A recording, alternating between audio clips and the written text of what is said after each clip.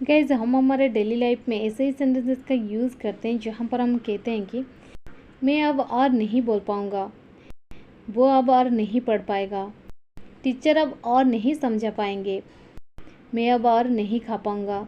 So guys इस प्रकार के सेंटेंसेस को हम इंग्लिश में कैसे कहेंगे, इसके लिए कौन से स्ट्रक्चर की यूज़ करेंगे, आज के इस वीडियो में हम सीखने वाले हैं। इस प्रकार के सेंटेंसेस को इंग्लिश में कहने के लिए आपको पहले यूज़ करना पड़ेगा सब्जेक्ट, इसके बाद वोंट बी एबल टू, इसके बाद आप यूज़ कर देंगे वर्ब और लास्ट में एनी मोर। चलिए कुछ एग्जांपल्स लेते हैं ताकि आपको ये स्ट्रक्चर और भी अच्छे से क्लियर हो जाए।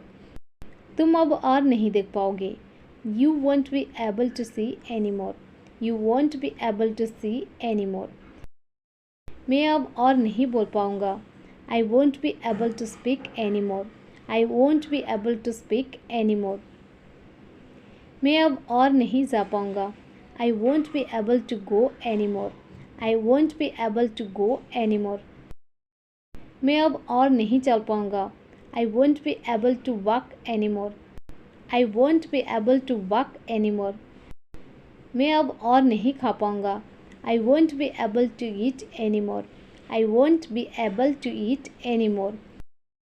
टीचर अब और नहीं समझा पाएंगे, teacher won't be able to explain any more, teacher won't be able to explain any more.